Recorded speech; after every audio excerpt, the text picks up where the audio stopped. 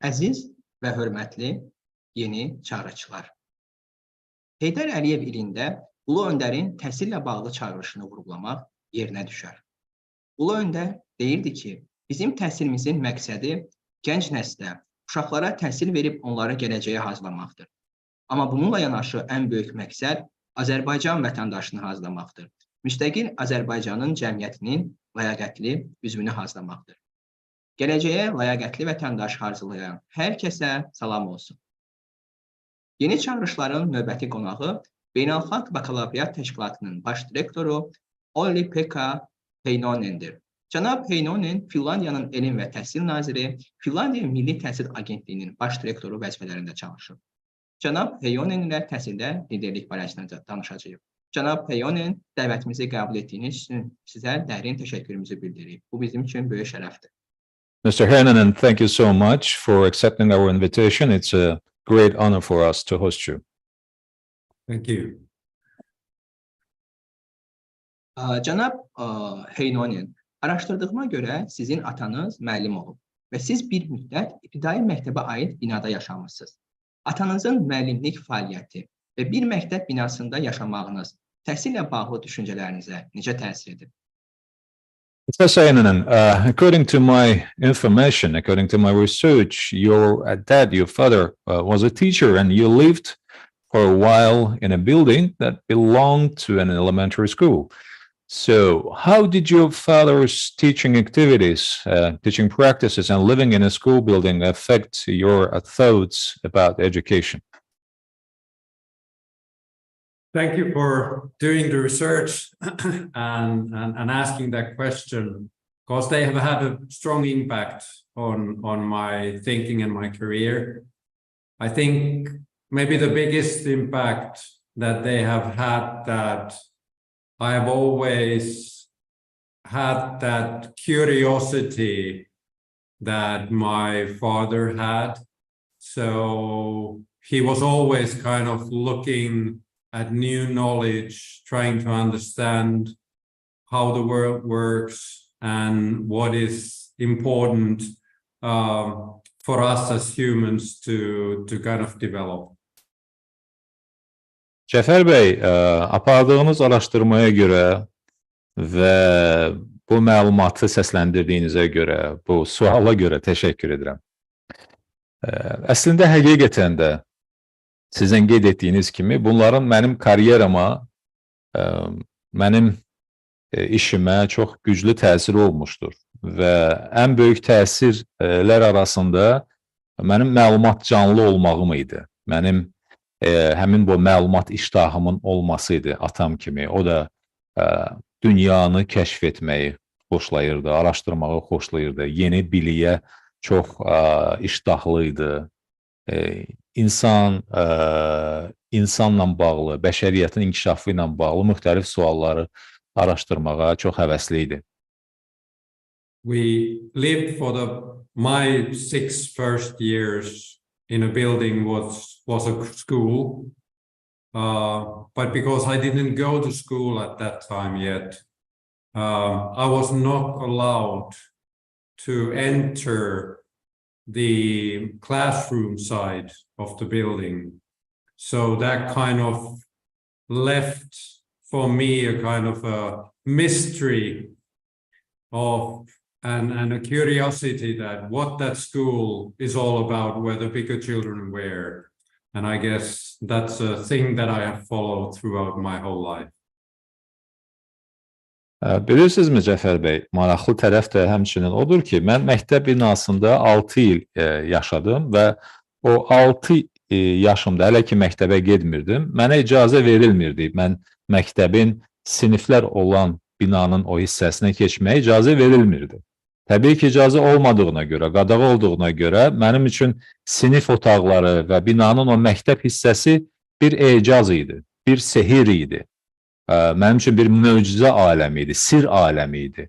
Və o da istər-istəməz öz təsirini buraxdı. Yəni, mən o sehirlə, o ecazla bir müddət yaşadım və həmişə onu sual verirdim, maraq edirdim, araşdırırdım. Mənim üçün o burada maraq canlı olmağım həmçində həmin o məktəbin o zaman mənim üçün əl çatmaz olması, baxmayaraq ki, eyni binada yaşayırdım, amma mənim üçün əl çatmaz idi, ona görə maraqcanlıydım. Cənab Heinonen, siz 29 yaşınızda Finlandiyanın təhsil naziri təyin olunmusunuz. Bu yaşın əsas hissəsi məktəb və ali təhsil illərini əhatə edir. Şagird və tələbə olarkən Finlandiya təhsilində hansı məqamların inkişafa ehtiyacı olduğunu düşünürdünüz? Nazir olaraq nəyi dəyişdiniz, nəyi dəyişməyə cəhd etdiniz? Mr. Heinonen, that was very interesting memories, sweet and interesting memories. Thank you for sharing. You were appointed Minister of Education of Finland at the age of 29. And the bulk of this age includes years of school and higher education. So when you were a student, what specific points in Finnish education did you think needed improvement?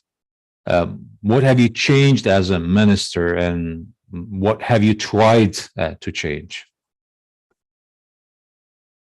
Yes, that's a good question. I think that at the time when I became a minister, the Finnish education system was ready to give more autonomy and decision-making power to the teachers and to the schools.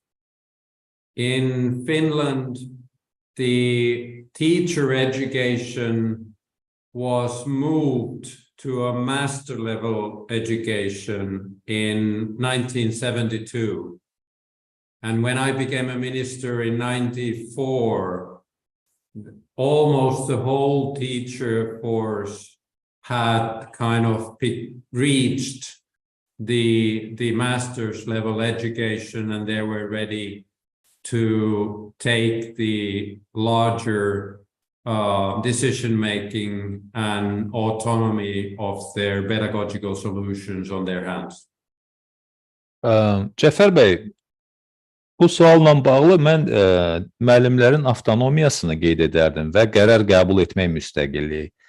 Fin təhsil sistemi quruluş etibarilə xüsusilə 1972-ci ili qeyd edərdim. Orada artıq müəllimlərin magistratura səviyyəsində təhsil alması, məzun olması, magistr səviyyəsinə yiyələnməsi prosesi başlanmışdır. Mən nazir təyin olunanda, sizin də qeyd etdiyiniz kimi 1994-cü ilə təsadüf etmişdi. O zaman artıq kifayət qədər magistr səviyyəsinə yiyələnmiş müəllim ordusu var idi.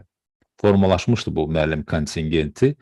Ona görə bu baxımdan müəllimlərin müstəqil şəkildə fəaliyyət yürütməsi, qərar qəbul etmədə onların iştirakı, onların bax bu müstəqilliyi, avtonomiyası, muxtariyyəti məsələsi çox böyük səy tələb etmədi. Yəni bu müəllim ordusu artıq müəllim kontingenti formalaşmışdı. Those were also years when Finland joined the European Union, and that meant that a lot of parents started to look for more language opportunities and other kind of alternatives for their children in the education system.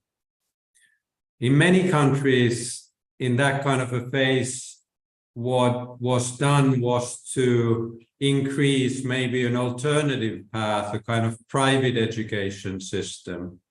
What we did in Finland was that we increased the choice of students and parents inside the public school system. So actually, we never created a kind of a dual system with public and private schools, but the Finnish system is very strongly based on public schools. O dövrdə, Cəfər bəy, yəni dediyim illər Finlandiyanın Avropa İttifaqına qoşulması illərinə təsadüf etmişdir. Və Finlandiyanın Avropa İttifaqına qoşulması ilə bir çox insanlar və xüsusilə bir çox valideynlər daha çox xarici dil öyrənilməsi imkanlarını araşdırmağa başladılar övladları üçün və bu baxımından təhsil sistemində müxtəlif alternativlər təşəkkül tapdı. Bir sıra Avropa ölkələrində isə bu illərdə artıq alternativ özəl təhsil sisteminə keçid başlanmışdır. Yəni Avropa dövlətləri dövlət məktəbləri ilə yanaşı eyni zamanda da artıq özəl məktəblərə də imkan verirdilər. Bunun əksinə olaraq Finlandiyada biz o ikili təhsil sisteminə keçmədik, yəni dövlət və özəl. Biz dövlət məktəbləri, dövlət təhsil sistemi daxilində imkan və seçimlər yaratdıq ki, valideynlər məhz dövlət məktəbləri daxilində müxtəlif alternativlərdən istifadə etsin ki, əslində Fin sistemi bu mənada biraz mühafizəkardır və digərlərindən fərqlənir. Yəni bizdə daha çox dövlət təhsili, dövlət məktəbləri təşəkkül tapıbdır. Çox sağ olun cənab Heinonen. Belə bir fikir var ki, Finlandiyada deyəsən özəl məktəb yoxdur. Bu doğru informasiyadır, yoxsa necə? Thank you, Professor Heinonen. Just to make sure that we have the right understanding, they say that there are no private schools in Finland. Is it the right statement? Is it true or wrong? We do have a limited number of private schools in Finland, but actually the private schools, the students there are finalized in the same way or financed in the same way as the students in the public schools. So we don't have private schools in a way that the parents would be paying for the education, but in different schools, they are all publicly financed. Zəfər bəy, burada maliyyə məsələsi var. Yəni, bəzi az sayda özəl məktəblər var. Lakin bu özəl məktəblərdə təhsil alan tələbələrin təhsil xərclərini də valideynləri deyil, bunları dövlət qarşılayır. Yəni, istər dövlət məktəbləri olsun, istər özəl məktəbləri olsun, tələbələrin təhsil xərcləri özəl mənbədən deyil, dövlət mənbəyindən qarşılanır. Yəni, bu baxımdan sizə deyə bilərəm ki, az sayda var, amma fərq maliyyələşdirilməklə bağlıdır. Çox sağ olun cənab Heinonen bu məsələyə aydınlıq gətirdiyiniz üçün. Cənab Heinonen, təhsildə təbliğ etdiyiniz əsas ideya nədir? Thank you, Professor Heinonen, bringing clarity over this issue. Now, the second question is, next question is, what is the main idea? What is that headliner, if you like, that you promote in education yourself? That's a difficult question, but I think it is actually very clear to me that it is the final aim of education and schooling, and that is to support each child to grow into humanity. So kind of the human development is the thing that I'm trying to keep as the main aim of education.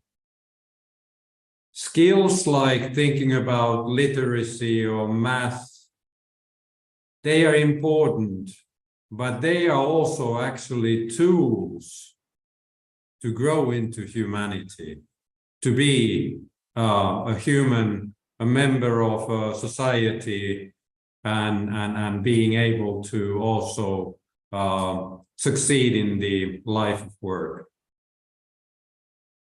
Zəfər bəy, əslində çətin sual olsa da, amma onun cavabı mənə kifayət qədər aydındır.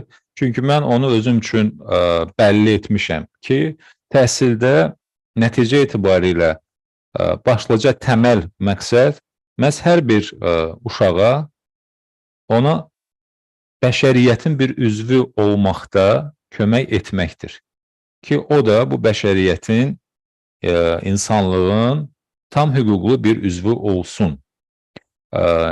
İnsanların inkişafı, yəni bəşər inkişaf mənim təhsildə gördüyüm başlıca və təməl məqsəd və nəticədir. Yəni təhsil təbii ki, indi fənlər, istər ədəbiyyat olsun, istər riyaziyyat olsun, onların əhəmiyyətini və zəruriliyini heç kim danmır. Amma bununla yanaşı həm ədəbiyyat, həm riyaziyyat da bəşəriyyətin inkişafı və ümumiyyətlə hər bir şəxsin tam mənada formalaşması üçün, bir bəşər övladı kimi formalaşması üçün, bir insan olması üçün alətlərdir. Cəmiyyətin ixtiyarında olan alətlərdir. Yəni o müxtəlif fənlər. Çox sağ olun cənab Heinonen. Vaxta qənaət etmək üçün bu informasiyanın tərcüməyə ehtiyacı yoxdur. Əziz izləyicilərimiz, əgər bu verilişi dəstəkləyirsə, yeni çağırışları dəstəkləyirsə, öz həmkarlarınızla paylaşmağınızı xahiş edirik. Cənab Heinonen, ödənişsiz təhsil verən və muxtariyyəti olmayan dövlət məktəbləri IB fəlsəfəsini necə tətbiq edə bilərlər? Onlar haradan başlamalıdırlar? Professor Heinonen, what do you think? How can public schools that provide free education, free of charge education, and do not have autonomy, how should they apply the IB philosophy? Where should they start? What should be the starting point of these schools? The way that IB is functioning is that we want to start that developmental journey together with the schools. And as part of that journey is, of course, making sure that, for example, the teachers would have the capabilities to teach the IB programs. So I think kind of growing into having autonomy is also, it's a process. And it is also the question how the whole school community is functioning, that there is kind of divided leadership in the school community for each one to bring the added value for the learning and teaching of the students. Cəfər bəy, ümumiyyətlə Beynəlxalq Bakalavriat Təşkilatının fəlsəfəsi, qısa olaraq bizim IB deyirik ona və söhbətimiz əsnasında da mən də tərcümədə IB deyəcəm, açılışını dedim, Beynəlxalq Bakalavriat Təşkilatı. IB ümumiyyətlə öz inkişaf proqramlarını məhz məktəblərlə birlikdə həyata keçirməyi düşünür və buna əməl edir. Təbii ki, bunu etmək üçün texniki imkanlar olmalıdır. Məktəblər təbii ki, avtonomiya, onların o muxtarlığı, müstəqilliyi, sərbəstliyi, azadlığı olmalıdır. Amma bu sərbəstlik vaxt və eyni zamanda da bacarıq tələb edən bir məfhumdur, bir bacarıqdır. Ona görə məktəblər burada və məktəb camiası, məktəb icması, o da funksional cəhətdən, yəni buna hazır olmalıdır. Bu müstəqillik, muxtariyyəti üzərinə götürüb IB ilə o proqramları həyata keçirmək üçün. And I think one way to support it also is the educator network of IB, which enables teachers to collaborate and have those peer-to-peer experiences with very experienced IB teachers or heads, and also joining the conferences, for example, and the other workshops that we are organizing to learn kind of what it is to have more autonomy in your teaching. Bu məqsədlə biz Educator Network dediyimiz bir şəbəkə yaratmışıq. Bu şəbəkənin məqsədi məhz IB olaraq, Beynəlxalq Bakalavriat Təşkilatı olaraq müəllimlərə kömək etməkdir. Burada söhbət məktəbdə olan həmkarlar, məsləkdaşlar arasında mübadilə proqramlarıdır, təcrübə mübadiləsidir və biz müəllimlərə daha təcrübəli, daha biliyi zəngin olan müəllim həmkarlarına təhkim edirik ki, onlarla birlikdə bu məsələlərə yiyələnsinlər, bu bacarıqlara, yəni dediyimiz o müstəqil işləmə prinsiplərinə yiyələnsinlər. Müxtəlif webinarlar və seminarlar keçiririk, konferanslar təşkil edirik. Çox sağ olun cənab Heinonen. Yəqin ki, izləyicilərimiz bu barədə özləri araşdıraraq ətraflı məlumat əldə edəcəklər və burada aktiv rol oynayacaqlar. Cənab Heinonen, ayıbı olaraq gələcəyə necə insan hazırlayırsınız və buna necə nail olursunuz? Professor Heinonen, how do you prepare people for the future as IB? And how do you achieve this purpose? How do you achieve this goal in nurturing the people and preparing the people for the future? Yes, the IB approach starts very strongly with the idea of inquiry-based learning. That's what happens from the early years throughout the whole K-12 process. And inquiry really means to creating that connection with the outer world, of being curious, asking the right questions, to understanding the kind of concepts that there are. And I think that is the beginning of starting to have a kind of a lifelong learner mindset. And in the world we are living today, I think what becomes more and more important is to support the agency of the students so that they are also capable of doing good things with what they know. Cəfər bəy, bu sualla bağlı olaraq nəyə qeyd etmək istərdim? IB-nin yanaşması kifayət qədər güclü şəkildə məhz tələb əsasında öyrənmədir. Və burada, yəni biz təməldən olaraq buna fikir vermişik. Bütün proses də əslində bunun üzərində qurulmuşdur. Burada məhz kənar dünyaya, dünyada ətrafda baş verənlərə maraq etmək, maraqcanlı olmaq prinsipləri çox vacibdir. Düzgün suallar verib məsələləri, təməlini, mahiyyətini, konsepsiyasını anlamaq önəmlidir. Və biz bunu həyat boyunca öyrənmə prosesinin bütün mərhələlərində tətbiq edirik.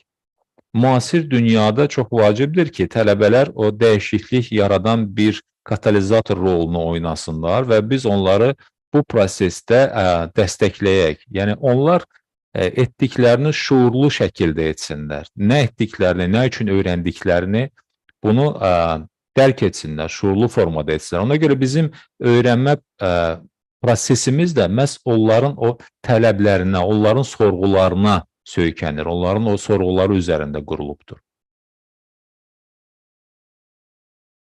Cənab Heinonen, tələb olaraq öyrənmək demişkən, şagirdlərin səsini eşitməkdən danışmışkən, bildiyim qədərilə IB-də Ümidlərin festivalı keçirilir və bu festivalda şagirdlər necə bir təhsil istədiklərini söyləyirlər. Onlar necə bir təhsil istəyirlər, necə bir təhsil axtarırlar?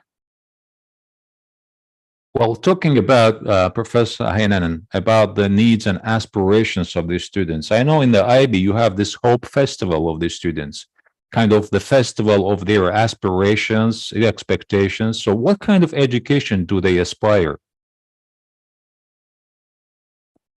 The idea of Festival of Hope has been to create and offer safe spaces for students to really share what is meaningful in their life, to see and kind of share what they think about the big global challenges what are the threats, what are the hopes that they are having in their lives. And do it also in a way that we have been bringing the best scientists, artists, kind of youth influencers, activists, to discuss with them and to kind of start finding solutions together for a better future. The IB's mission is to make a better and more peaceful future through education. So that is actually what Festival of Hope is all about. Ümid Festivalı ilə bağlı, Cəfər bəy, Ümid Festivalı ilə bağlı bu bir ənənə halını almışdır IB-də və biz Ümid Festivalı vasitəsilə tələbələr və şagirdlər üçün güvənilən bir məkan yaradırıq. Bu güvənilən və təhlükəsiz məkanda onlar fikirlərini paylaşırlar. Həyatda onlar üçün anlamlı olan nədir? Onları narahat edən qlobal məsələlər nədir? Onu paylaşırlar. Öz ümidlərini və eyni zamanda öz qorxularını, öz gileylərini, öz qayğılarını paylaşırlar. Və bunu biz onlar üçün ən yaxşı tərzdə, ən yaxşı məcrada etmək üçün şərait yaradırıq. Ki bu ümidlərini, qorxularını, qayğılarını, gileylərini, fikirlərini dilə gətirsinlər. Yeri gəlmişkən, bu festivallarda biz məşhur alimləri dəvət edirik, məşhur şəxsləri, incəsənət xadimlərini, influencerləri, yəni ictimai rəyə təsir edən şəxsləri, fəalçıları dəvət edirik ki, məhz onlarla söhbət əsnasında sadaladığım məsələlər müzakirə olunsun, aşkarlansın. Yəni, biz tələbələrə bir növ ən yaxşı özünü ifadə etmək üçün, fikirlərini çatdırmaq üçün vasitələr araşdırırıq və Ümid Festivalı da onlardan biridir. Çox sağ olun, cənab Heinonen. Yəqin ki, bunlar daha sonra, o şagirdlərin fikirləri daha sonra IB fəlsəfəsində də öz əksini tapır. Ümumiyyətlə, çıxışlarınızın birində siz qeyd etmişsiniz ki, hansı ki siz qeyd etdiniz qorxu və qayğı məsələsini, indiki məktəbliləri narahatlıq və stressdən qurtarmağımız, onları özünə inamlı və qlobal problemlərə həssas gənclər kimi yetişdirməyimiz lazımdır. Bunun üçün nə təklif edirsiniz, cənab Heinonen? Professor Heinonen, thank you for your inputs. I believe the inputs of the students, their ideas and concerns, then are being fed into the IB philosophy, talking about the Hope Festival. And by the way, talking about these ideas and concerns, in one of your statements, you mentioned that we need to get school children rid of current anxiety and stress. We need to help them to get rid of that anxiety and stress. And we need to help them to be educated in a way that will make them self-confident and sensitive to global challenges and problems. What would you suggest to ensure that we are successful on this pattern, on this way? There is a lot of research that tells us that young people are feeling a lot of anxiety about, for example, climate change. And the question is what we as educators can do in that kind of a situation. And I feel that young people today, they have kind of two alternatives. That we see that for some, that anxiety turns into kind of apathy and kind of melancholy and depression sometimes. But there's another alternative, which is for us educators to help and show the way how that anxiety can be turned into action. So the hope in Festival of Hope, it is actually a verb. It's an action word. And that's what we are also supporting in the Youth Action Fund. where the IB is financing proposals and ideas of students to tackle some of the sustainable development goals of the United Nations. Zəfər bəy, əslində çox maraqlı sualdır. İş ondadır ki, dediyiniz məsələ, yəni gəncləri qayğılandıran məsələlər və onların stres yaşamasına gətirib çıxaran bir sıra məsələlər var. Misal üçün, qlobal iqlim dəyişikliyi məsələsi. Bu kimi narahatlıqlar, bu kimi qayğılar, gileylər ikili effekt yaradır gənclərdə, tələbələrdə. Birinci effekt təəssüf ki, depressiyadır, narahatlıqdır və bu baxımından emosional, belə deyək, təlaşdır. Və bu təlaşı, bu depressiyanı yaşayan tələbələr təbii ki, o təzyiq altında qalırlar.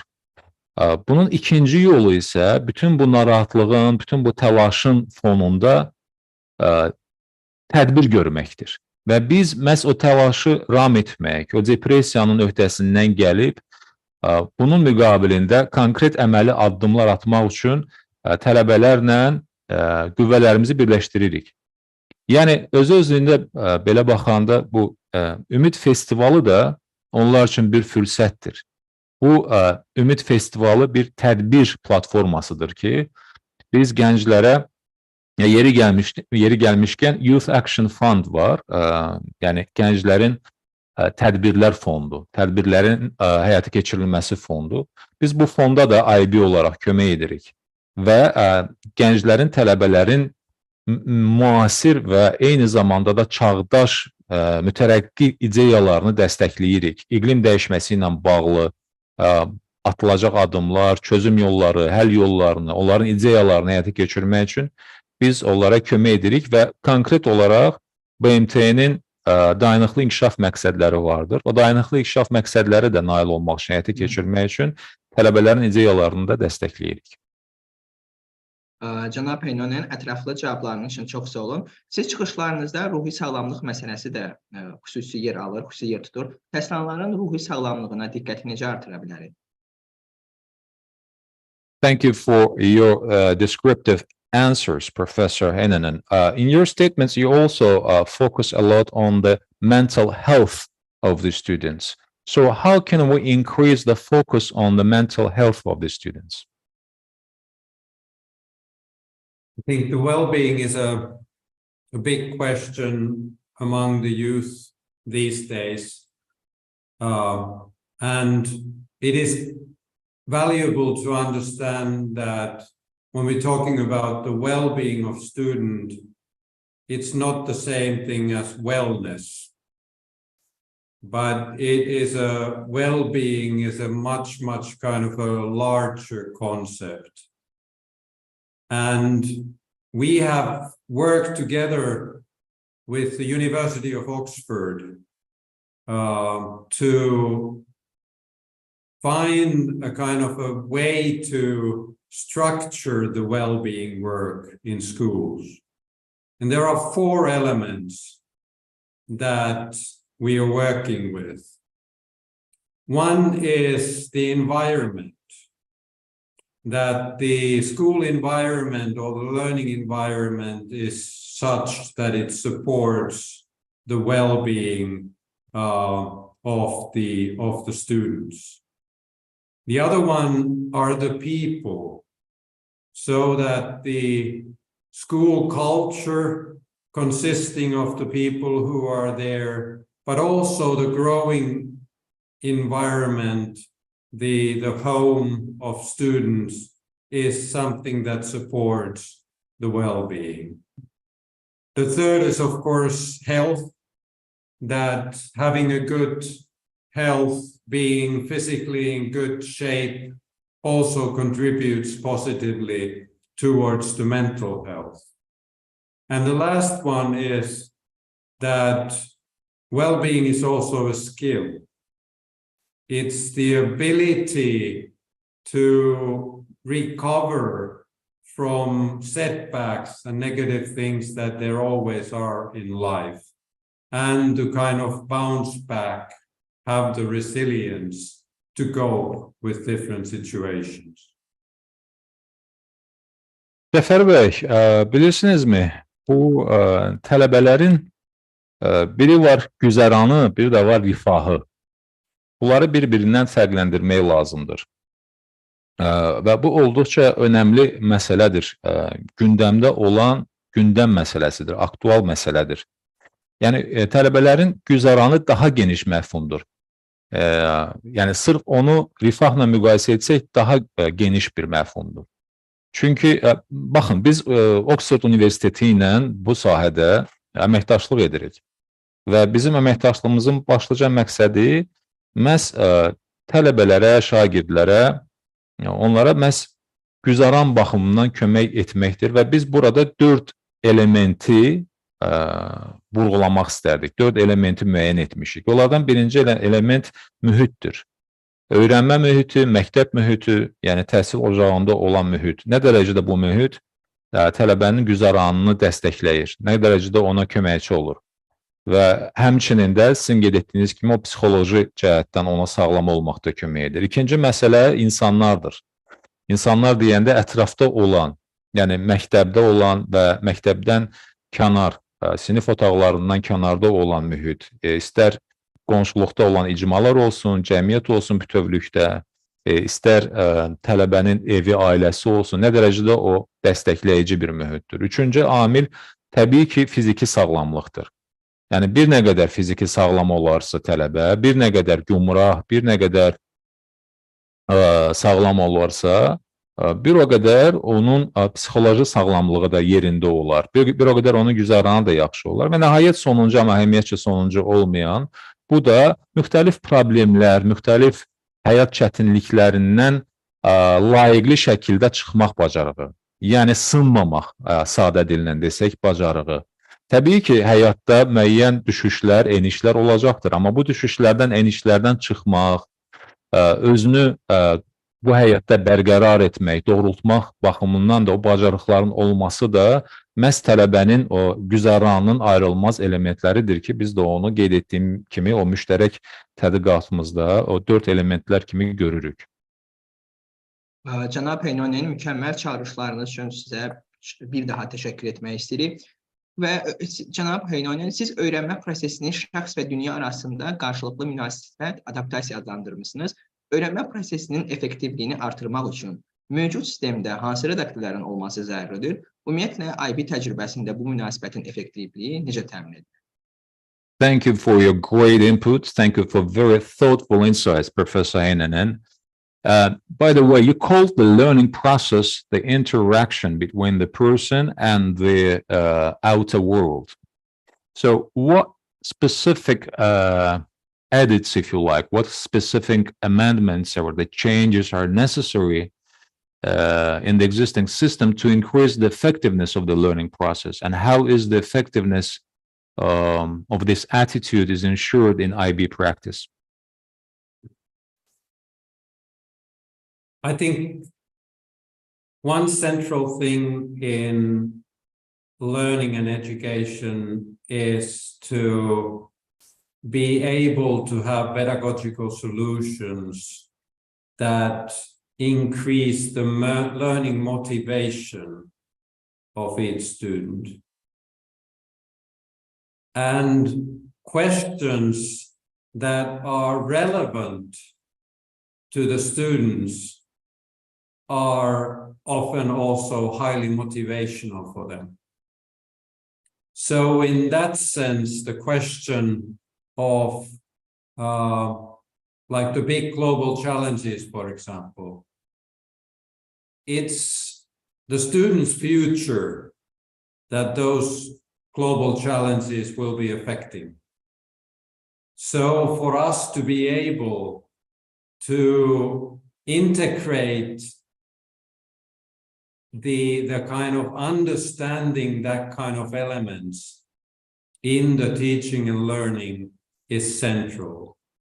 And also do it in a way that there is, again, that action part that what the student can do for the world, not only kind of the thing that what can the student get out of the world, is something that it's also embedded in the IB programs.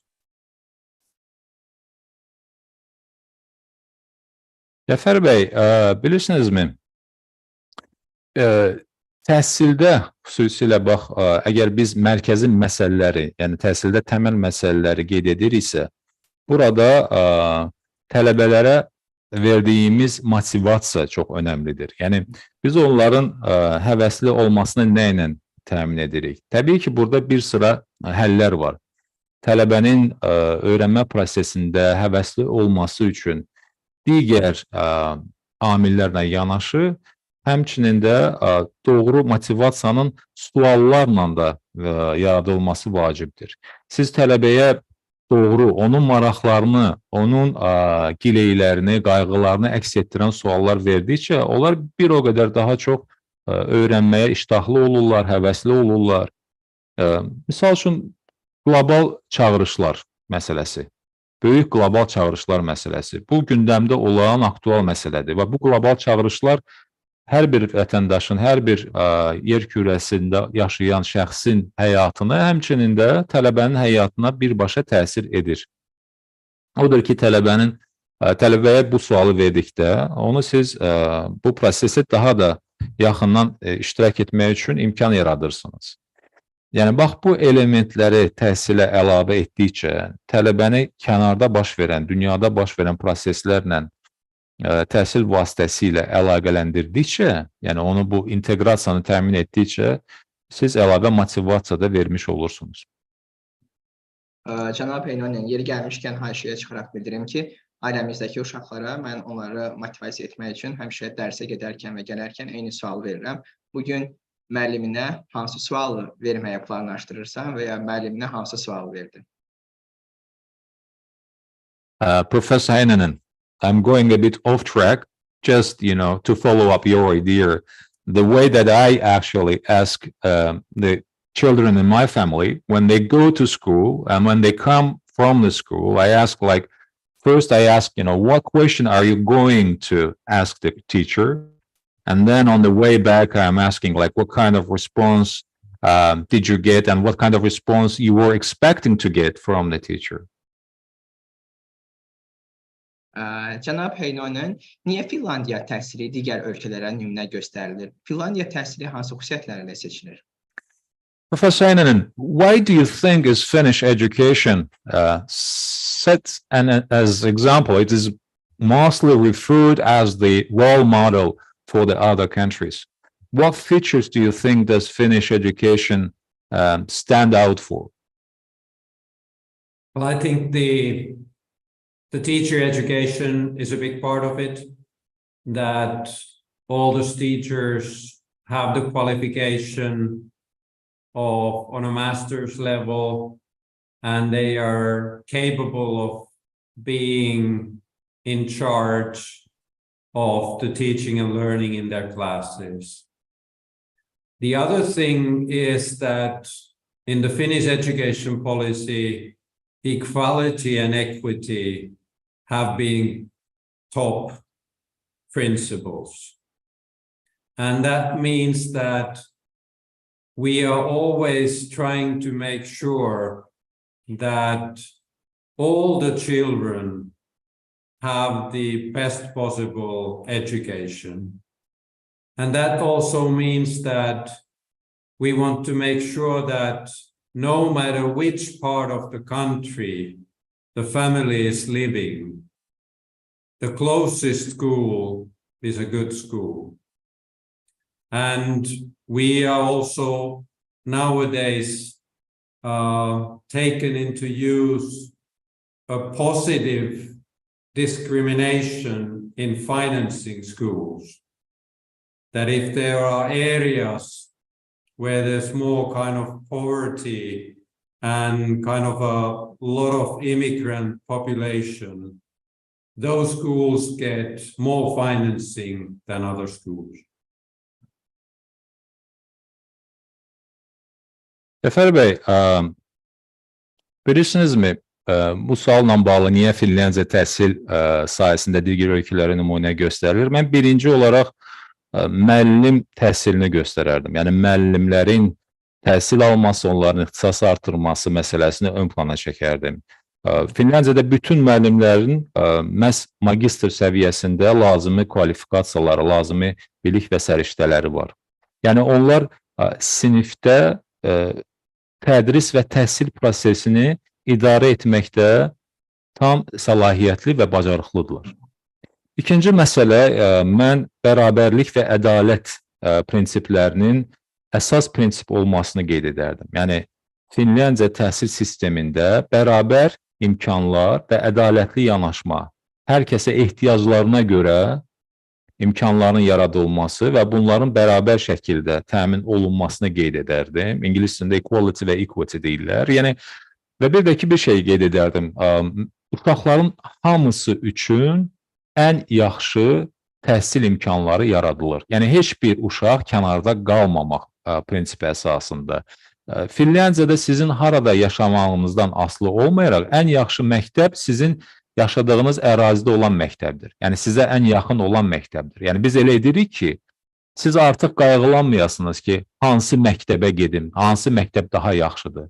Sizin yaşadığınız məntəqədə, qəsəbədə, kənddə, şəhərdə, yaxınlıqda olan məktəb sizin üçün ən yaxşı məktəb olması üçün biz çalışırıq.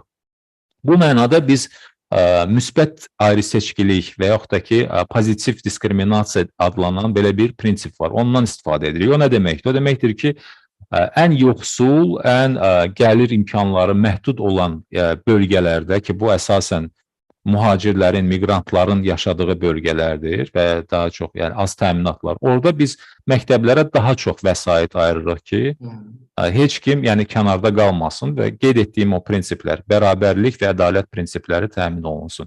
Bunlar, bax, Finlandiyanı fərqləndirən, təhsildə fərqləndirən amillər və göstəricilərdir. Çox sağ olun, cənab Heinonen.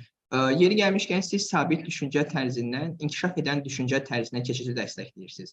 Məktəblərdə bu proses necə dəstəklənə bilər? Bu istiqamətdə məktəb direktorlarına və müəllimlərə tövsiyələriniz nədir?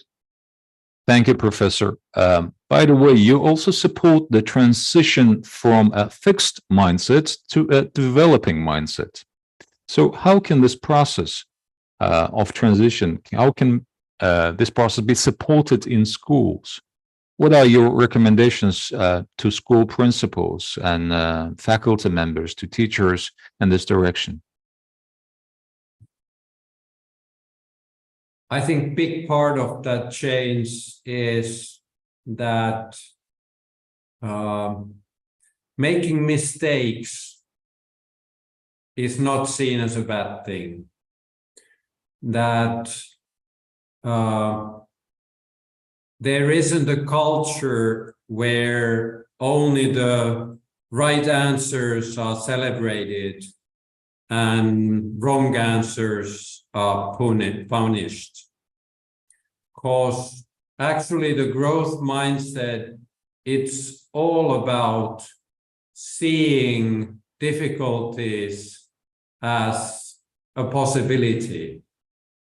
Getting a kind of a new task is an ability to learn something new. And also kind of the idea of kind of doing something or answering wrong is also a possibility to learn new things.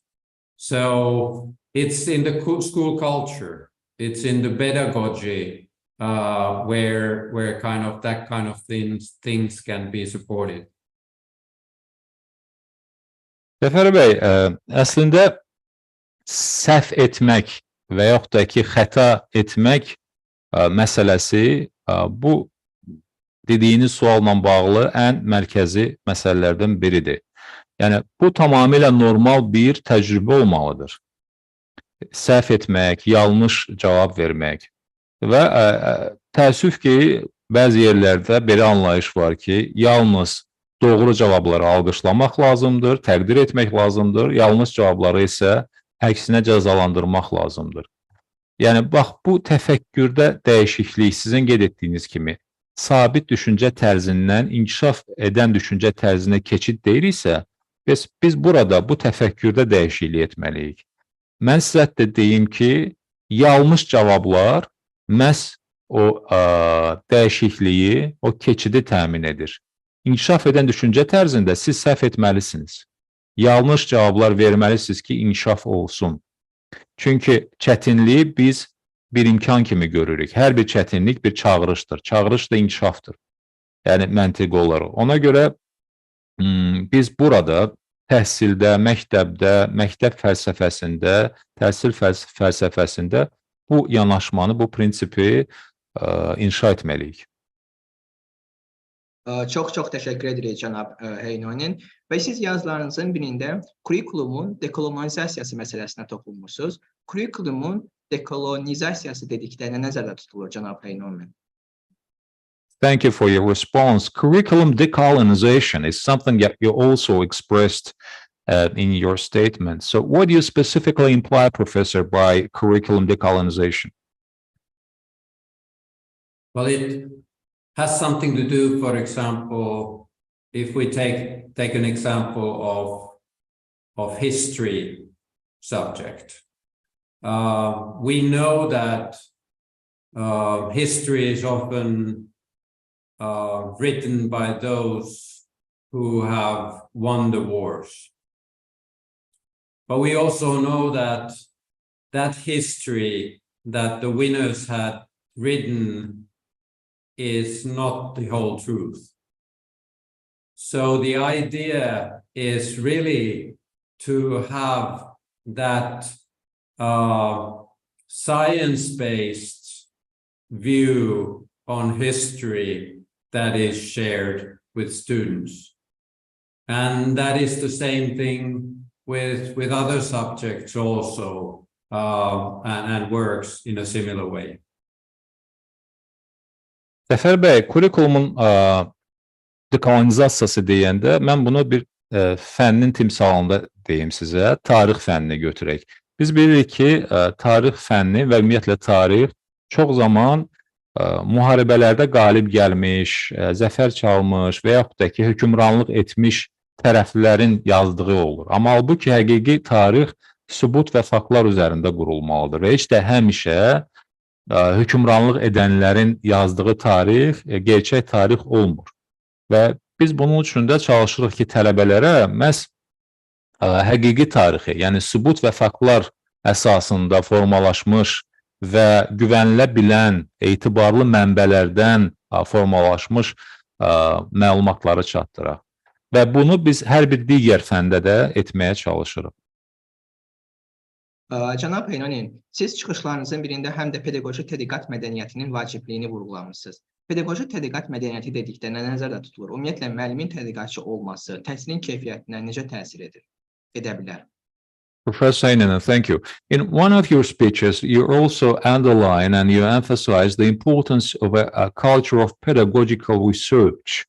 So what is meant exactly by the culture of pedagogical research, and how can a teacher be a researcher, and how can this affect the quality of education?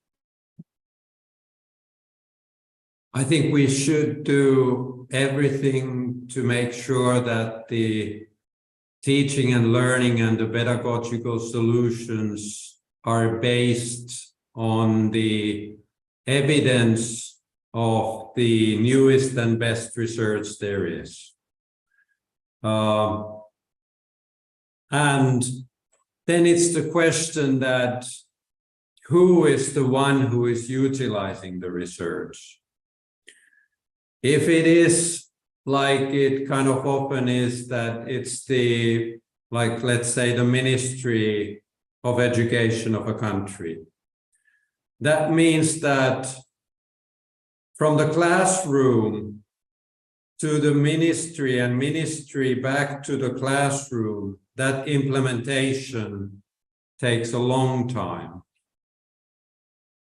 When the teachers are capable of following the latest research in their areas, and also capable of integrating that newest evidence to their teaching, then that learning loop is very small and it's also very fast.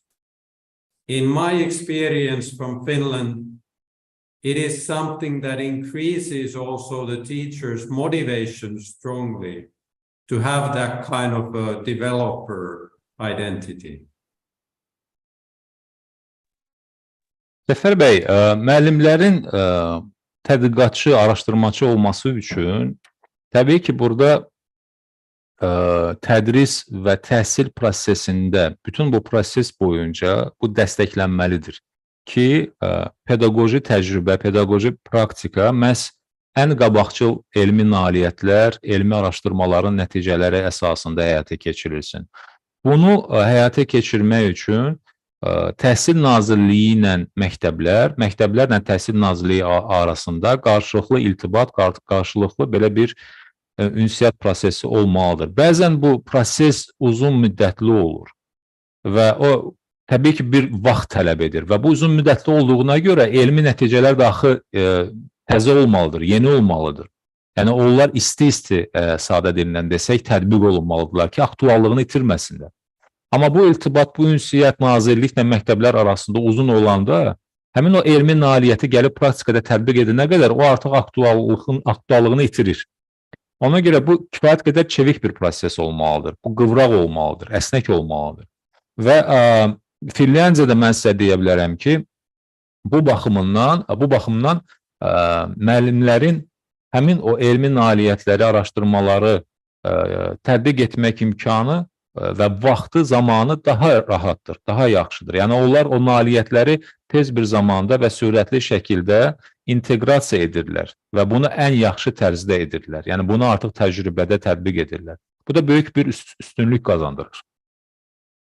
Cənab Heinonen, çox sağ olun. Bəs şagirdlərə təcrübə vasitəsilə öyrənmək ideyasını özündə ehtiva edən KAS ideyasını istifadə etmək istəyənlərə tövsiyələriniz nədir? Thank you so much, Professor. And what are your recommendations to students who want to use the idea of KAS, and which includes the idea of learning through practice? Yes, KAS comes from the words creativity, activity, and service. And here it is again the idea that what a young person can do for their community. I would suggest for a student considering his or her CAS to really think that what are the challenges that he or she is seeing in the community, that they could be of help. That enables you to connect with the community, learn outside school, and also become a better person. Because I strongly believe that what we are doing as individuals for others also changes us. Zəfər bəy, bu sualla bağlı qeyd edim ki, KAS-ın açılışını verək. Bu creativity və activity və service deməkdir. Yəni, bu yaradıcılıq, fəaliyyət və bir də ki, təbəqə deməkdir. Səth deməkdir.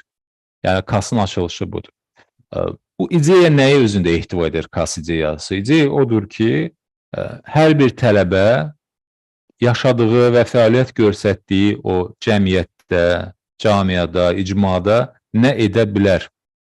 Yəni, KAS-da mən tələbələrə nəyi tövsiyə edərdim? Yaşadığı və fəaliyyət göstərdiyi ərazilərdə, qonşuluqda, cəmiyyətdə, icmada problemlərin həllində öz töhfəsini versinlər. Nəyi dəyişə bilərlər? O məsələləri araşdırsınlar və töhfə versinlər. Və mən buna qətiyyətlə inanıram ki, bizim bəşəriyyətə və ətrafımıza verə biləcəklərimiz bizi formalaşdırır. Yəni, biz bir nə qədər fayda, xeyir verə biliriksə ətrafımıza, bu bizi müsbət şəkildə dəyişir və həmçinin də tələbələr. Cənab Heinonen, bəs süni zəka dünyasında gələcəyin təhsili necə dizayn edilməlidir? Professor Heinonen, what do you think? How should the education in the future be designed in the world of artificial intelligence? That's a very up-to-date question. I do believe that we as humans, we have been able to create technology that means that technology can kind of take care of tasks of cognitive nature much faster and in the future more reliably than we as humans are. And that, of course, makes us ask that, what is it there for us as humans to do? I think what continues to be central is for us to see what's relevant in the world. What is meaningful for us as humans? That is something that the artificial intelligence is not capable of. Somebody also must make the prompts and ask the questions from the artificial intelligence. And that's our task. And also the task of deciding what is ethically sustainable remains our task. I think what becomes more and more important is our ability to interact and together with other people to reach a better and more peaceful world.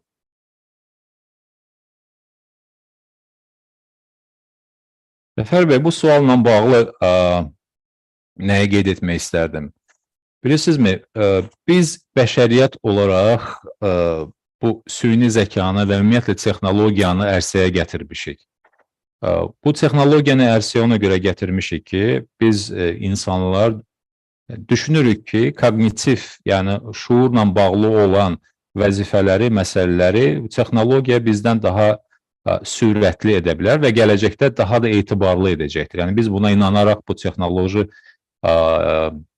kəşfləri etmişik, süni zəkanı gəlişdirmişik, süni zəkanı ərsəyə gətirmişik. Təbii ki, bunun müqabilində sual yaranır ki, yaxşı, bəs biz insanlara nə qalır, əgər süni zəka bunları edəcəksə? Zənnimcə, burada mərkəzi sual, mərkəzi məsələ məhz dünyada aktual və anlamlı olan məsələləri nəzarətdə saxlamaqdır. Yəni, bizim üçün, bəşəriyyət üçün, insanlar üçün aktual və anlamlı olan məsələlər nədir? Buna süni zəka cavab verə bilməz. Bunu biz müəyyən etməliyik ki, bəşəriyyət üçün aktual və anlamlı məsələlər nədir? İkinci məsələ odur ki, biz doğru suallar verməliyik. Bunu da süni zəka denməz. Biz süni zəkadan da istifadə edərək doğru suallar verməliyik. Doğru deyəndə, yəni onlar gündəmdə olan, aktual suallar olmalıdır. Ehtiyaclarımıza ehtiva edən suallar olmalıdır. Digər tərəfdən biz məsələnin o etik tərəfini də müəyyən etməliyik. Dayanıqlılıq deyəndə bunun etik tərəfi nədən ibarətdir? Etik dayanıqlılıq nədir? Bu kimi məsələləri və yalnız bəşəriyyət özü, insanlar özü araşdırıb cavablarını tapmalıdır. Odur ki, biz yenə də texnologiyalardan istifadə etməliyik, amma aparıcı qüvvə olaraq insan və bəşəriyyət qalmalıdır.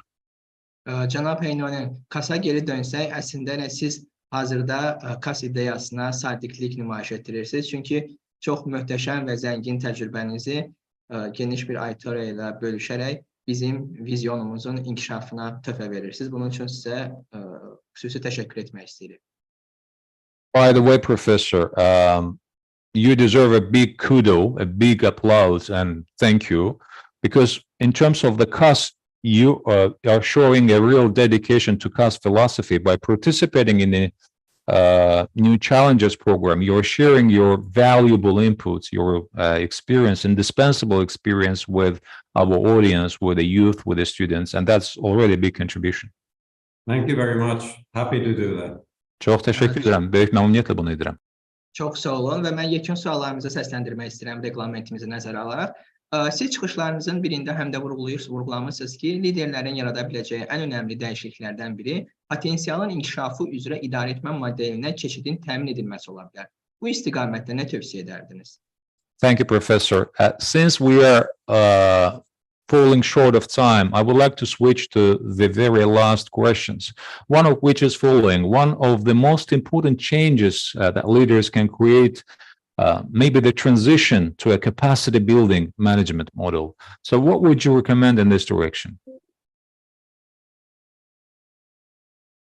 I would recommend that in the education administration and with the heads of schools would emphasize more not to set kind of objectives and metrics for different institutions, but to set objectives which are connected to the capacity building of that organization. Because we've noticed, for example, with the COVID pandemic, a lot of kind of different crises that we are seeing in different parts of the world, that things change so rapidly that what becomes so important is the competence of people in dealing with unexpected situations. And for that reason, I think we should change the way we are managing to value that competence building more. Zəfər bəy, bu sualla bağlı mən düşünürəm ki, təhsilin inzibatçılığı səviyyəsində və məktəb rəhbərliyi səviyyəsində yanaşmada fərq olmalıdır. Yəni biz məqsədləri, vəzifələri və bu məqsədlərin icra olunmasını ölçərkən, qiymətləndirərkən ilk öncə bacarıqların artırılmasını ön plana çəkməliyik. Çünki COVID-19 pandemiyası və bir sıra digər böhranlar bizi həqiqətən də çox çətin şəraitə salmışdır. Və baş verən hadisələr, dünyada tüğyan edən böhranlar sürətlə şəraitin dəyişdiyini göstərir. Odur ki, belə bir turbulent şəraitdə, dəyişkən şəraitdə müxtəlif çağırışlara və çağırışların fonunda yenə də əsnək olmaq, qıvraq olmaq, yenə də müqavimət göstərmək, bax bu bacarıqlar olduqca önəmlidir, həmçində təhsil sistemində. Yəni sürətlə dəyişən şəraitdə təhsil sistemində məhz bu bacarıqlar ön plana çəkilməlidir. Cənab Heinonen, təhsildə məsuliyyət, təhsil prosesinin iştirakçıları arasında necə bölüşdürülməlidir? Professor Heinonen, how do you think the responsibility in education should be distributed among the participants of the educational process? I think it is a shared responsibility. And I think it should be also understood much, much more as a shared responsibility. I think we are seeing in many societies a lot of attempt to kind of push that responsibility only to schools and to teachers. But it is a much, much wider question. So there is a need for a very kind of multi-professional approach to ensure the human development of students. And it, of course, involves also the parents very strongly and the larger local community. So it's a shared responsibility. Zəfər bəy, mənim zənnimcə bu məsuliyyət paylaşılan məsuliyyət, yəni kollektiv məsuliyyət olmalıdır. Çünki məsələ tək bir tərəfin məsuliyyəti ilə bitmir. Təəssüf ki, bir çox ölkələrdə, bir çox cəmiyyətlərdə biz məsuliyyətin böyük bir hissəsinin məhz müəllimlərin çiyinlərinə ötürülməsi cəhdlərini görürük. Və çox zaman məhz müəllimlər məsuliyyət deyiləndə ön plana çəkilir. Halbuki, məsələ daha kompleksli və məsələ daha genişdir. Və burada qeyd etdiyim kimi kollektiv məsuliyyət olmalıdır. Burada həm müəllimlərlə, eyni zamanda da valideynlərlə də iş aparılmalıdır. Yerli icmalarla da iş aparılmalıdır və bu məsuliyyət onların arasında paylaşılmalıdır. Çünki qeyd etdiyim kimi bu problem, bu məsələ çox geniş müstəvili problemdir. Cənab Heinonen, IB-də məktəb reytingi anlayışı varmı? Varsa, məktəblərin reytingi necə müəyyənləşdirilir? Ümumiyyətlə, məktəblərin reytingini müəyyənləşdirmək təhsilin inkişafına necə təkan verir? Professor, is there a concept of school rating in IB? And if there is such a rating, how is the ranking of school determined? In general, how does determining the ranking of school stimulate the development of education? IB doesn't function and work with a ranking concept. So we do not rank our schools in any way, because we do see, as I said, that the ultimate goal of education is that enabling that human development. And how do you rank people or schools in that sense? I don't think it is kind of possible, and definitely it would not be ethically sustainable. Zəfər bəy, bilirsinizmi, qeyd etdiyim kimi, biz IB-də çalışırıq ki, məhz insan yetişdirək. Yəni, burada hər hansı bir o reyting məsələsi, reyting prosesi təcrübəmizdə yoxdur. Biz məktəbləri də dərəcələrə və yaxud da ki, hansısa ranglara, reytingə bölmürük. Qeyd etdiyim kimi, biz çalışırıq ki, məhz tam hüquqlu, bilikli, savadlı, səriştəri insanları yetişdirək. Ona görə mən düşünmürəm ki, belə bir reyting ümumiyyətlə bizim sistemdə mümkündür və hətta mümkün olsaydı belə, mən düşünmürəm ki, dayanıqlı inkişaf baxımından da o etik olardı. Cənab Heinonen, Tural Abbasov adlı təhsil mütəxəssisi belə bir sual verir ki, IB təhsili ilə bağlı. IB-də milli kimlik məsələsi necə yanaşılır? Professor Heinonen, one of our followers from the audience, Tural Abbasov, he's an expert in education. He's wondering about the national identity. Do you have such thing in IB as a national identity? How do you address it? That's an excellent question. IB programs are not typical curriculums, but they are more kind of frameworks for teaching and learning. So the IB programs, they don't say that what should be that in detail taught for each student. And in that sense, the IB programs are always embedded in the national culture, in the national languages, and in the national identity also.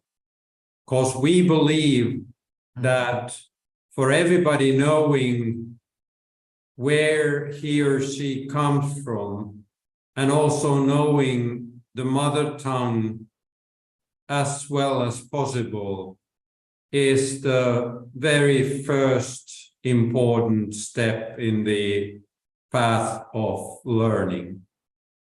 So I would say that the IB has 159 national identities, and we are kind of very happy with that diversity?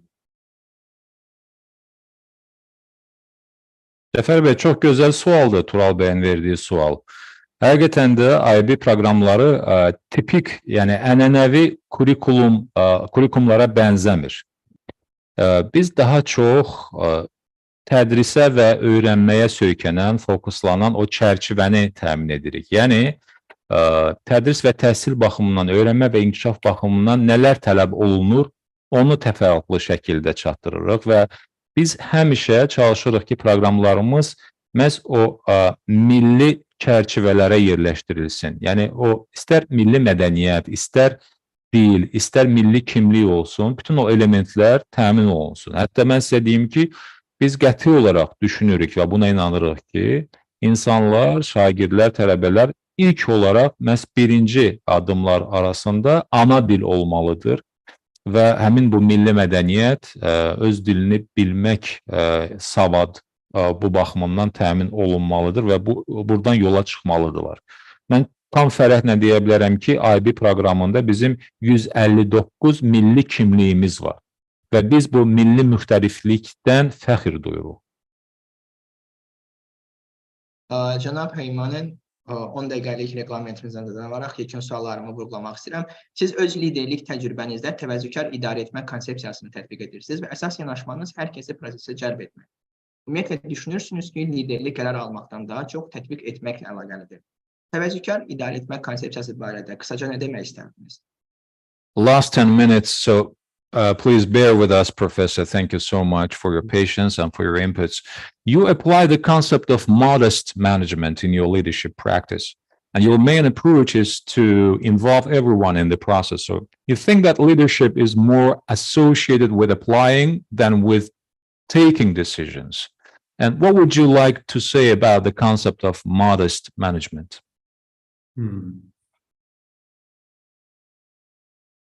I do believe that when making decisions, you get better decisions when you are involving in the process all the people who have a stake in that decision making.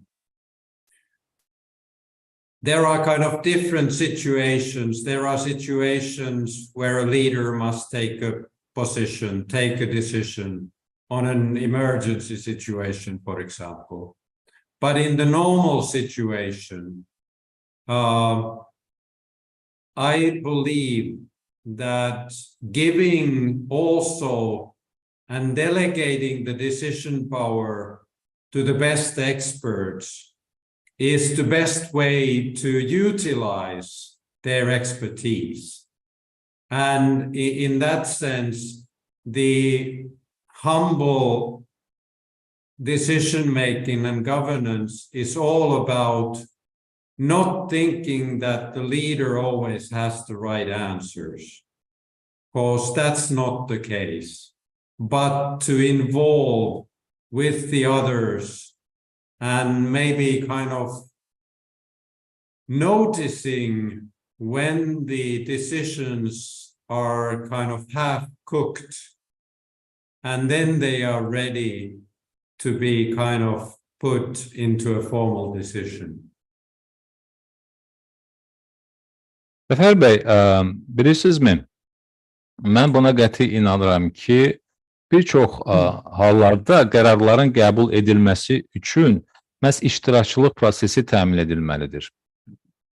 Və qərarların qəbul edilməsi prosesində müxtəlif tərəflərin fikirləri nəzərə alınmalıdır. Təbii ki, fövqəladə hallarda, qəza hallarında və digər sıradan kənar olan hallarda lider bu öhdəliyi üzərinə götürüb qərar verə bilər. Amma normal hallarda, adi şəraitdə səlahiyyətlərin ötürülməsi və digər şəxslərin də qərarların qəbul edilməsində iştiraki təmin olunmalıdır. Yəni, bunu ehtiva edirik biz deyəndə ki, bu təvəzzəkar idarə etmə konsepsiyası. Onun təməl prinsipi məhz iştirakçılıq prinsipidir. Yəni, adiyyəti tərəflərin, maraqlı tərəflərin qərarların qəbul edilməsi prosesində iştiraki və sonradan təbii ki, bütün bu fikirlər, bütün bu ingrediyentlər, yəni belə desəm, mətbəx dili ilə desəm, onlar təmin olunandan sonra artıq pişmiş qərarı biz rəsmi bir formaya salırıq və onu təsdiq edirik. Cənab Heinonen, həyatdan öyrəndiyiniz əsas dərs nədir? Professor Heinonen, what is the most basic, most central lesson that you learn from your life?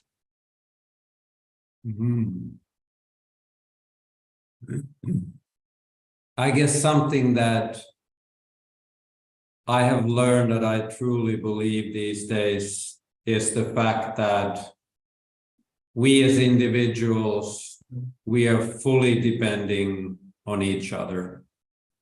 That no man can survive alone, but we need each other, and that's the way we should also act, that we support others if we have capacity for that, and that's what I try to execute in my life these days. Zəfər bəy, mən buna qəti olaraq inanıram ki, biz fərdlər heç birimiz tək başına həyatımızda yaşaya bilmərik. Biz bir-birimizdən asılıyıq və biz bir-birimizi tamamlayırıq. Və bu baxımdan bu şəkildə də biz yaşamalıyıq, yəni bir-birimizi tamamlamalıyıq, bir-birimizə dəstək olmalıyıq və bu şəkildə də həyatımızı gerçəkləşdirməliyik. Cənab Heinonen, dərs demişkən, icazənizlə bir izləyicimizin sualını da istəyirəm istəyirəm. Şərafət Hüseynli adlı izləyicimiz belə bir sual verir ki, sizcə gələcək qlobal risklərdən qorunmaq üçün bacarıqlar daha çox hansı fənlər tərəfindən formalaşdırıla bilər? Well, one of the questions by the audience, Mr. Hüseynli, is wondering what are those subjects and disciplines that are key and instrumental in developing the capabilities, having in mind the future global risks. So what are those key subjects and disciplines, Professor Heinonen, that are instrumental in development of the future global risk capabilities? I would like to take one special course of the International Baccalaureate as an example. And that is a course which is called the Theory of Knowledge.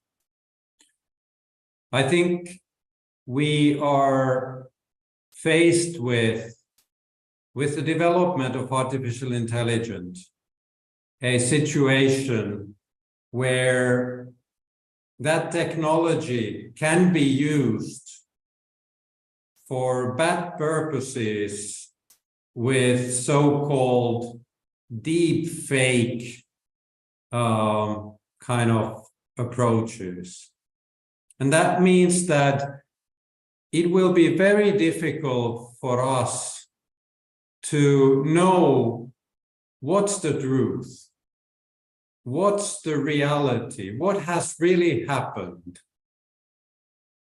And in order to be able to cope in that kind of a world, it is central that we have that critical thinking capacity to be able to doubt the things that are presented to us, to be able to validate things, go to other sources, find out, and also to have that kind of media literacy, to be able to understand that how the world of media is functioning.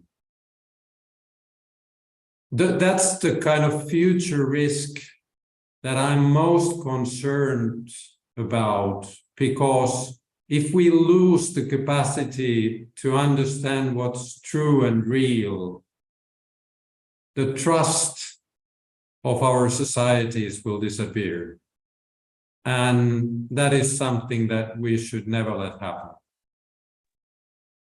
Mən bu sualın cavabına belə deyərdim.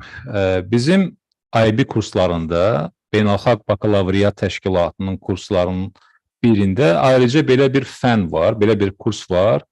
Theory of Knowledge, biliyin nəzəriyyəsi, bilik nəzəriyyəsi. Həmin o bilik nəzəriyyəsində biz hansı məsələləri çalışırıq ki, ehtiva edək?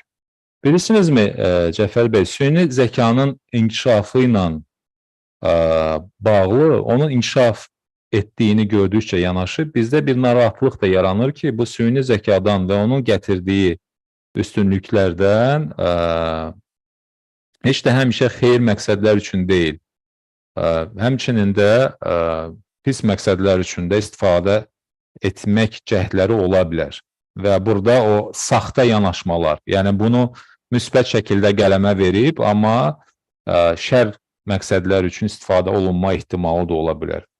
Odur ki, çox vacib, yəni gələcək nəsillər üçün çox vacib bacarıqlardan biri məhz tənqidi düşüncə bacarığıdır. Biz saxtanı doğrudan ayırmağı bacarmalıyıq. Biz faktları yoxlamağı bacarmalıyıq. Biz deyilən xəbərlərə, çatdırılan məlumatlara, informasiyaya şübhə ilə yanaşmağı bacarmalıyıq. Biz sübut əsasında qərar verməyi bacarmalıyıq. Biz mənbələrin təsnifatını aparmağı bacarmalıyıq. Hansı mənbə etibarlıdır, hansı etibarsızdır bilməliyik. Biz media cəhətdən də savadlı olmalıyıq. Media savadlılığı da mütləq olmalıdır.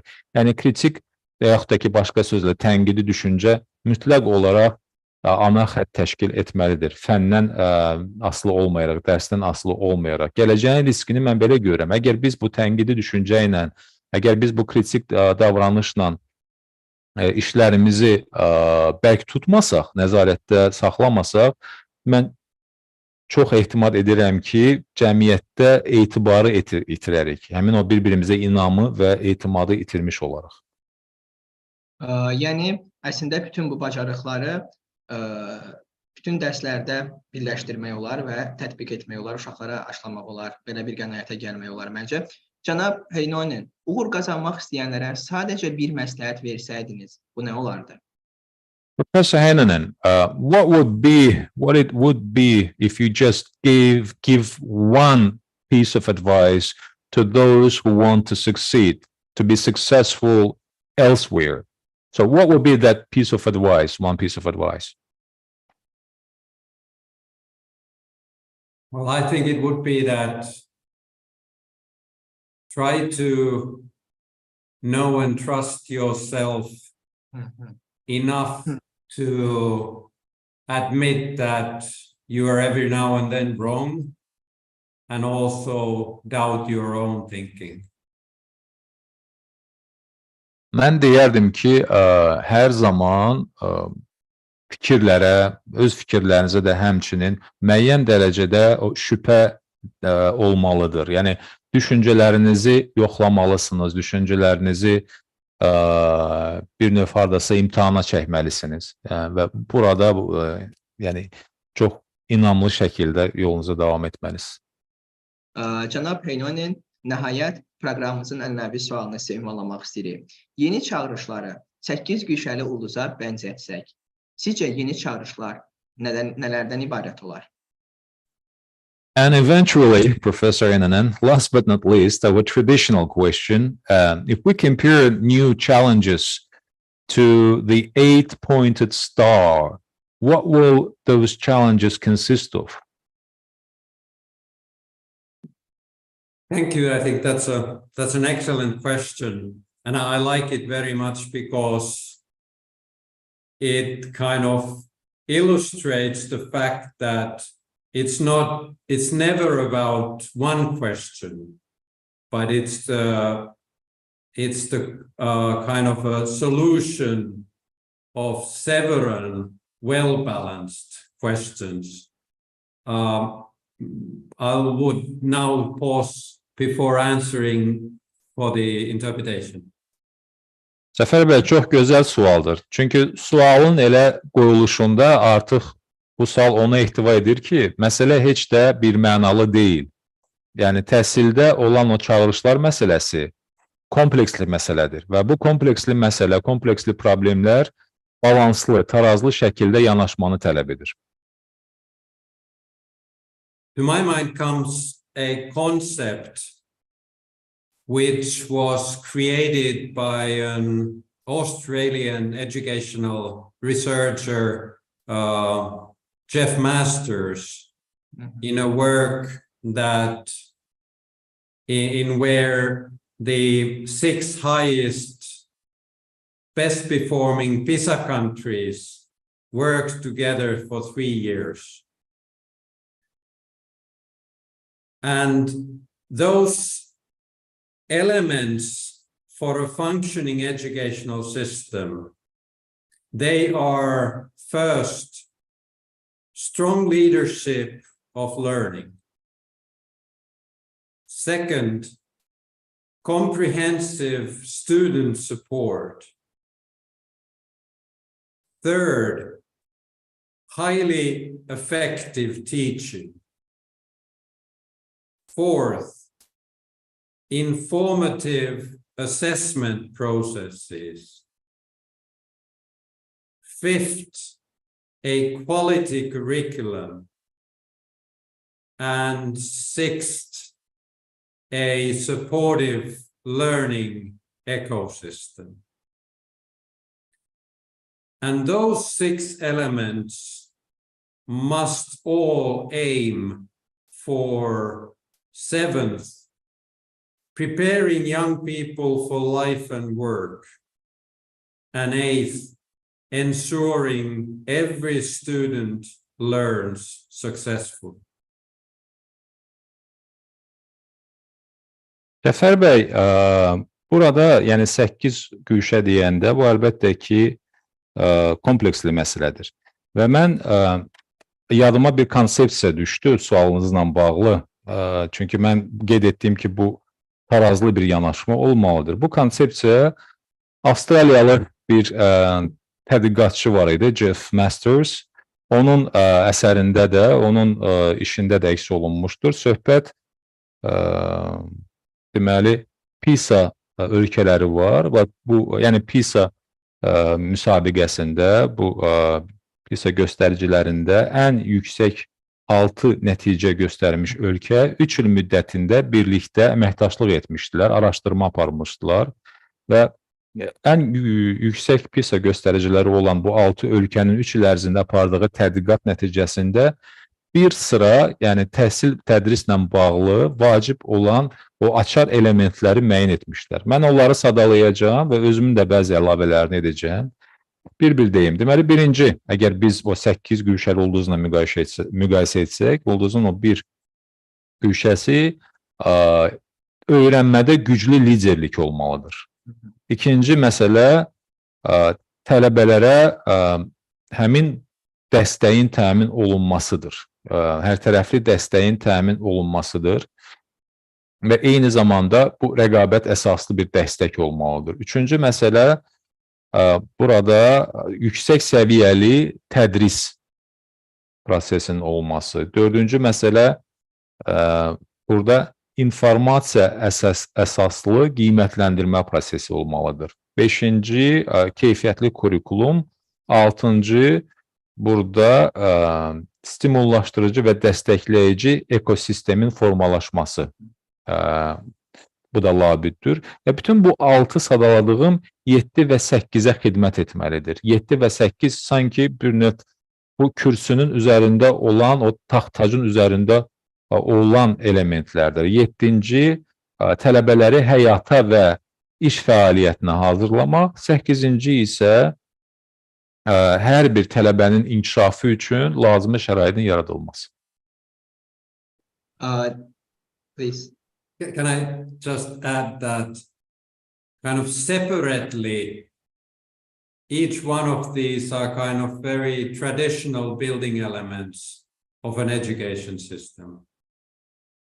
But the challenge is that how can they be developed in a coherent and aligned way?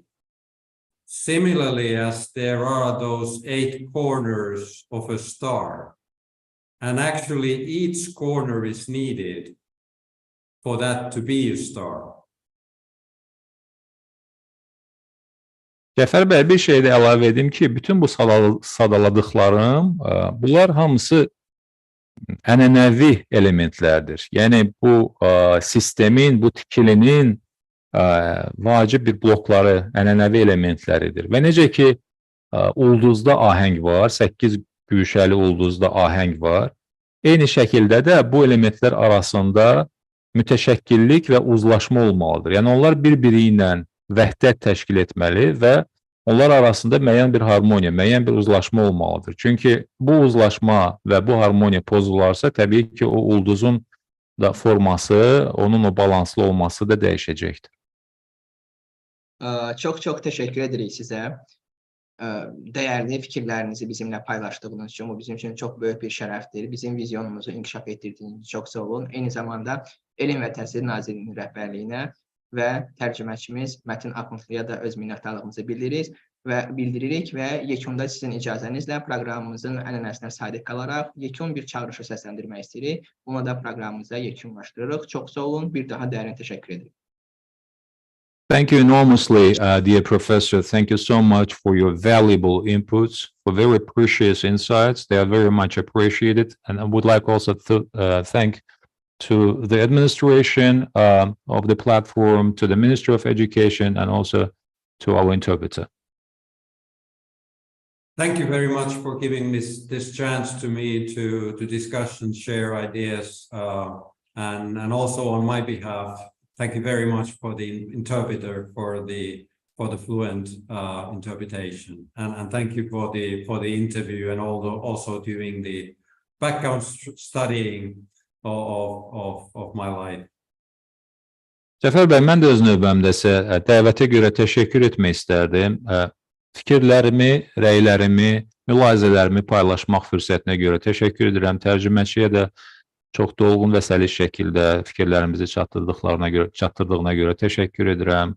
Mənim üçün də çox dəyərli bir fürsət oldu. Yeri gəlmişkən mənim haqqımda da o araşdırmalar, çox maraqlı araşdırmalar etmişsiniz. Ona görə də ayrıca təşəkkür edirəm.